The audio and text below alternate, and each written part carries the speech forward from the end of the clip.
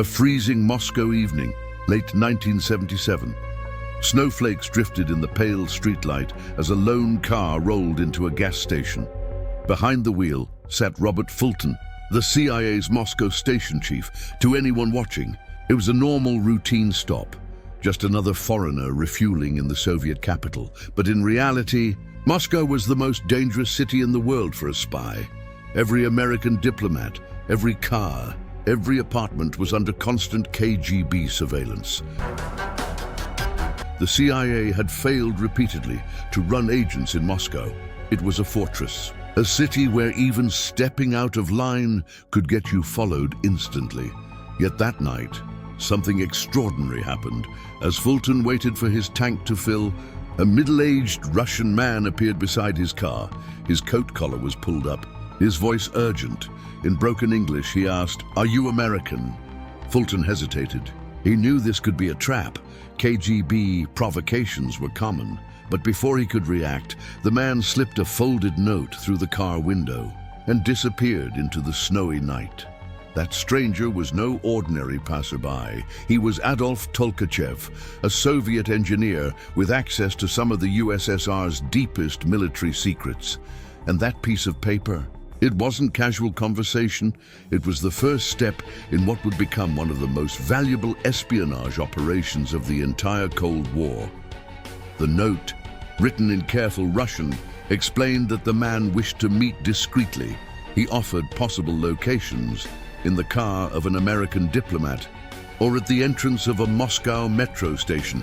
He even included a small sketch to mark his suggested meeting point. Inside the CIA station, Fulton and his officers debated furiously. Could this be real? Or was it a dangle?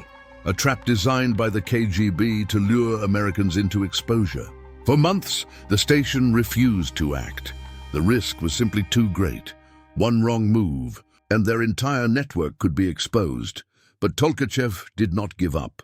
He returned again and again, slipping more letters into cars, passing notes to American diplomats, even pounding on Fulton's car window on a frigid Moscow night, begging to be heard. Why was he so desperate? Adolf Tolkachev was no ordinary citizen.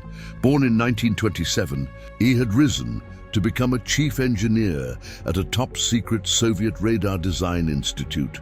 He had direct access to the technical blueprints for Soviet jet fighters, missile systems, and electronic warfare technology. But deep inside, he carried a personal hatred of the Soviet regime. His wife's parents had been executed in Stalin's purges. He despised the oppression, the censorship, the lies. Unlike others who quietly endured, Tolkachev wanted revenge, and he saw helping America as his way to strike back. By late 1978, a new CIA station chief arrived in Moscow, Gus Hathaway.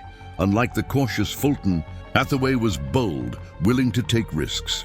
When Tolkachev approached again, this time offering actual classified information, handwritten notes about Soviet radar systems, Hathaway realized this was no ordinary volunteer. Carefully, the CIA tested him. If genuine, his access was priceless. And soon, the truth became clear. Tolkachev was real. His knowledge was staggering, and he was willing to risk everything to betray his country.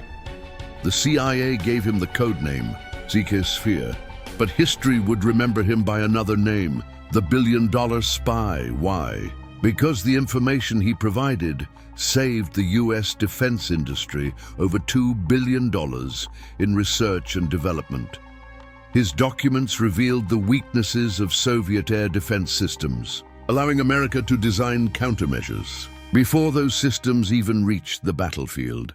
Tolkachev's methods were daring. He used tiny spy cameras hidden in pens to photograph secret manuals. He smuggled classified blueprints out of his institute in briefcases. Sometimes he would lock himself in a bathroom stall, pull out the miniature camera, and snap photo after photo before returning the files. The CIA supplied him with tools: Minox cameras the size of a lighter, secret radio transmitters, disguised containers for hiding rolls of film, even invisible ink. Meetings took place in the shadows of Moscow streets, inside parked cars, or through carefully arranged dead drops. Every exchange was a gamble, every step carried the risk of death, and yet Tolkachev pressed forward, month after month, year after year. The intelligence he passed was extraordinary.